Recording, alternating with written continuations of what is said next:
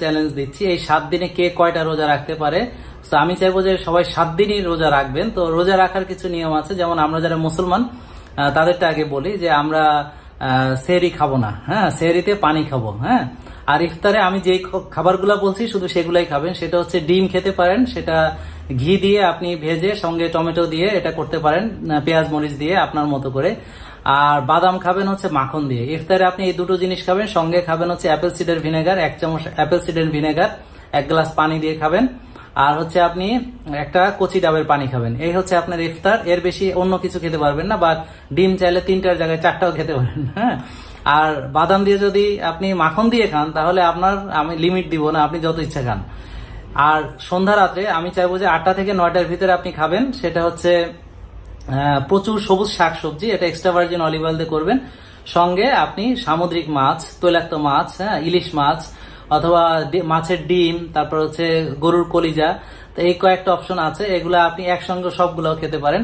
তো এটা হচ্ছে যে আপনি ওই সময়টা খাবেন যখন আপনি হচ্ছে 8টা-9টার দিকে, এরকম একটা টাইমে আর কি। আর আপনি চেষ্টা করবেন 11টার দিকে ঘুমাইতে।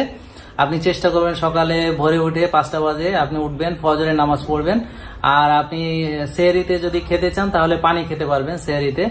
এরপরে আপনি আধা ঘন্টা হাঁটবেন, হ্যাঁ। আর দিনে যে কোনো একটা সময় আধা ঘন্টা শরীরে রোদ লাগাবেন।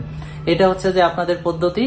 আর ইতিমধ্যে ওই যে প্রচুর পানি খেতে হবে, হ্যাঁ। তো পানিটা আপনারা মনে করে খাবেন এই যখন এই সময়টার ভিতরে। আর রোজা তো আমরা জানি যে আমরা কিভাবে রোজা রাখি, সো সারাদিন আর কিছু খাবো না। তো এইভাবে যদি আপনি 7 দিনে 7টা রোজা রাখতে পারেন তাহলে সেই হবেন যে আসল মানে গেইনার আর কি, হ্যাঁ। তো আপনি এখন ওজন কত আছে, হ্যাঁ, এবং 7 দিন পরে ওজন কত হয়, আর হচ্ছে এখন আপনার শরীর কেমন ফিল করছে, 7 দিন পরে কেমন ফিল হয়, এটা আমরা জানবো।